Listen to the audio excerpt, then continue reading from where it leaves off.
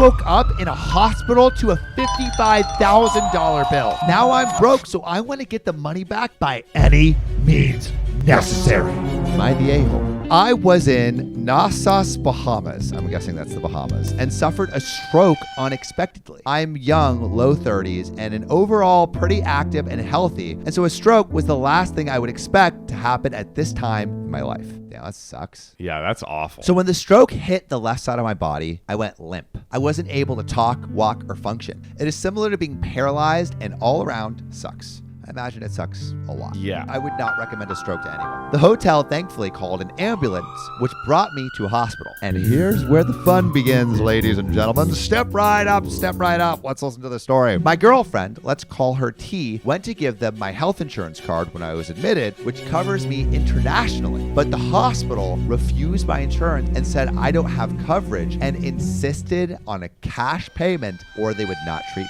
me. Wow. When you're having a stroke, minutes count, so she gave them whatever they wanted to treat me. Oh. This is when T gave them my credit card. Important note, T is not an authorized card holder on my credit card account. She does not have her own card, nor is she an authorized signer or user on my account. She simply went into my wallet while I was unconscious and gave it to them. So I was not able to step in and deal with the situation. I woke up hours later to T crying by my bedside. She was explaining to me the situation. Even though I was conscious, I was not able to process nor had the energy to respond. She was explaining that they would chase her down the hallway for $5,000, $10,000, $20,000 at a time, whatever they could, as if buying a used car. Wow. It was surreal and makes me so mad, but she did not have any other options at the time. She notified my parents, who showed up a day later. My father was raising hell about them not taking my insurance when he arrived, but it was not the time to argue, and he made arrangements to get me back to the States. So they're charging him up the wazoo. Yeah, I mean, this is insane. T is not an authorized user on my credit card account, but she was doing what she thought was best for me while trying not to let me die. I think anyone else would have done the same.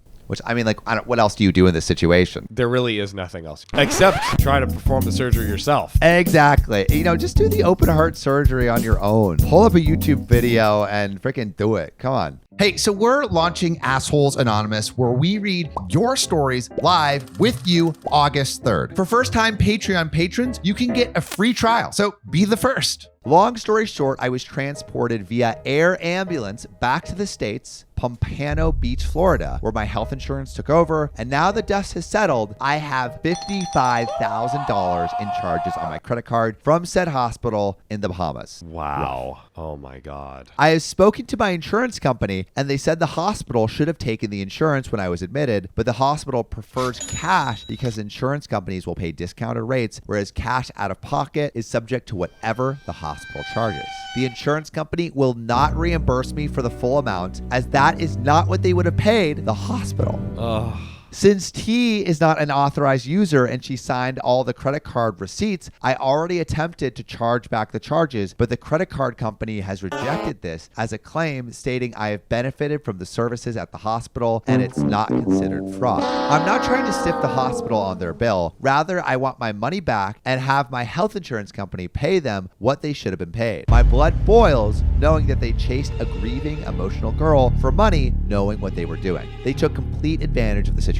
So, does anyone out there have any advice or work for Bank of America Disputes Department that can help guide me anyway? Or should I bother contacting a lawyer in the Bahamas? I assume I have to deal with an attorney over there and not here, correct? If so, a contact or advice on how to find one over there would be great. Complete side note on where I'm at today. I'm in rehab full-time and started walking a few weeks ago for the first time. And since the stroke, it's not a pretty walk, but gets me around. My left arm is still flaccid, but starting to move. So I'm encouraged, and the DRs think 6 to 12 months to get full movement back, and say that being young is one of the advantages in rehab. So I guess the silver lining is at least he had his freaking heart attack when he's 30 and can get most of his movement back. There you go. I typed this post using voice dictation software. Apologies for any typos, grammatical errors, or formatting. I sucked with grammar before the stroke. And John, there is an update, but what do you think? What should OP do? I mean, definitely, like, We are not like the premier experts in healthcare law or anything here, but I feel like kind of what OP was listing out, like contact a lawyer in the Bahamas, keep calling around, like asking all of these professionals, like, hey, what are all of my like viable options here to get the money back? Because I feel like there is a way. There has to be. I mean, that's really sketchy. But there is an update, John. Let's get into it. Update. United came through and paid 95% of the charges, but 100% of the hospital bill.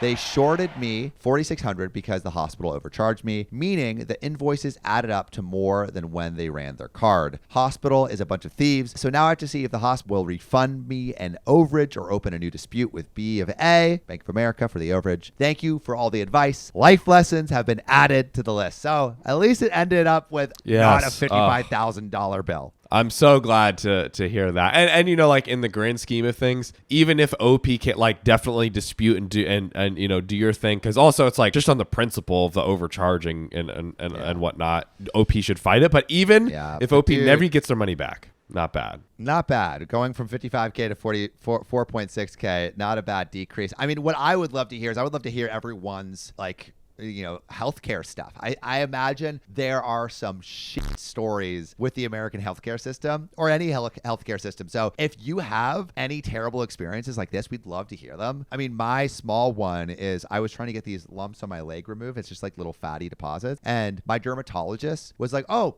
covered by insurance, totally fine. Got it removed, right? And then I came back to get the stitches out. And apparently, I think this is pretty snaky, but the insurance covered the opening of it and the removal, but the stitching of it back and then the removal of the stitches was $1,000. Come on. How shitty is that, dude? That is so slimy. Right? Yeah, it's like, oh yeah, we can remove it, no cost. But if you want to be stitched back up and those stitches removed, then it's gonna cost you. Like, what do you think the person's gonna say? Like, oh, awesome, thanks. Like, yeah, those stitches were totally worth $1,000. Absolutely not. Like, of course, someone's gonna be like, I came in for the procedure. If you tell me the procedure's free, then it's free. If what, it's am not, I just gonna leave with a gaping hole? Like, what do you want me to do? Yeah, literally. American healthcare system is.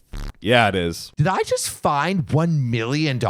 I just discovered my grandpa's hidden treasure. But now my gold digging family is coming for me. I think I'm just gonna steal it all myself. Am I the a-hole? Mr. Beast bought an island for $800,000. I'm just buying a remote island and hiding away. I, 26 male, recently bought out my cousins and siblings' shares in our ancestral family home. My family has lived here since the 1920s. It is on a lake, and my wife and I plan on using it as a vacation home and rent it out on Airbnb. The home needs a lot of work as it hasn't been maintained. Before we bought it, we asked everyone to come and take what they wanted. The house was filled with decades of stuff. They took what they wanted, and that was the end of it. As we have begun demoing an upstairs bedroom, we found a loose floorboard.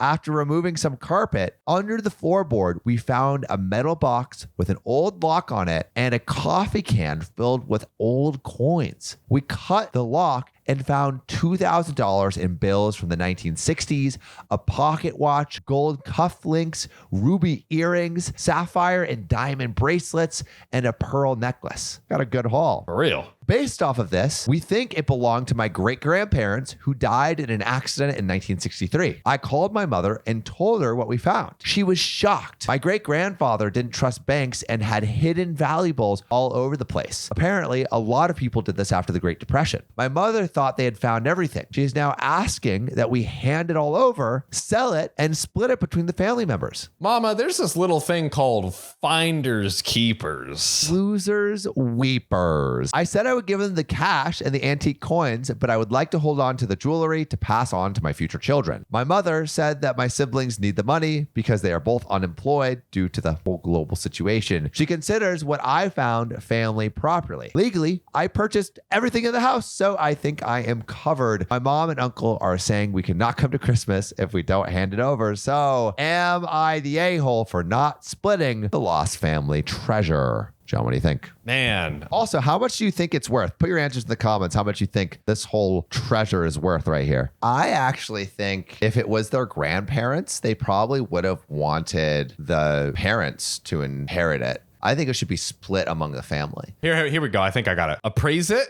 divide the value by how many people there are, the parents, the grandchildren, etc., and then divvy it up. And then, if OP does want to pass down maybe the sapphire earrings, for example, buy out the rest of the value for that and then pass it down. I think that's the most fair thing. My husband's new bimbo is stealing my daughter's money and clothes. I'm going to sue for full custody. So, am I the a-hole? Why don't we take them for everything they got? I, 36 female, have a daughter, Sadie, 12, with my ex-husband, John, 39. We got divorced 5 years ago, and I have primary custody while he sees her 2 weekends a month. Last year, he got married to Amanda, who has sole custody of her kids, 10 and 8 female, from a previous marriage. Amanda is a stay-at-home mom, not for any health reasons or so on. She just doesn't want to work, while John works at a 9 to 5. He makes good money to support them, but not enough to live in luxury. I have a much higher paying job. All right, OP.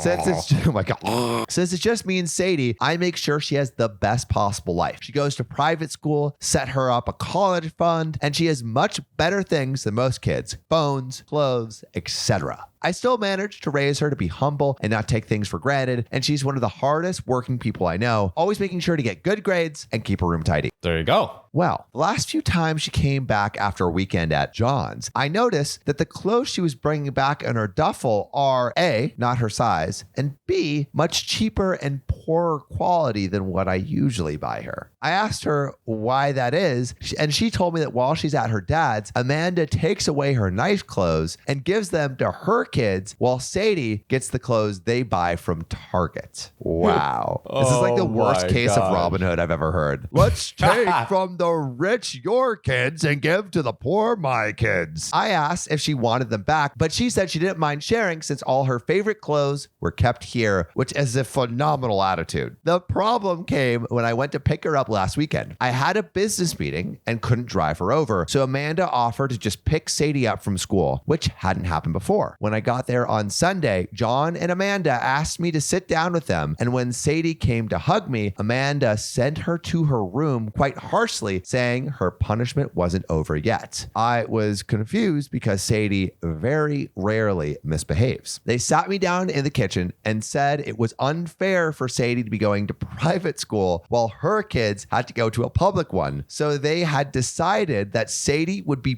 pulled out of the private school and put in the same school as the girls. What? You're fucking bonkers. What the fuck? And this is like a private school that OP is paying for. You do not get to decide this. They said I should keep up Sadie's punishment because when they told her, she blew up at them, told them it wasn't fair, and yelled that Amanda and her kids weren't even her real family, that all they did was steal, which is freaking true. How dare you tell the truth? I told them in no uncertain terms to fuck off. I would not be pulling my child out of a school she likes away from her friends because they can't afford it. I told them they could easily make as much money as me if Amanda started working in her field because she has the qualifications and the job market is very good. I told them that their money problems are not my issue. And if Sadie's items get stolen again or they try to pull her out of school, I'll be taking them to court. Yeah. They've been blowing up my phone ever since, calling me selfish,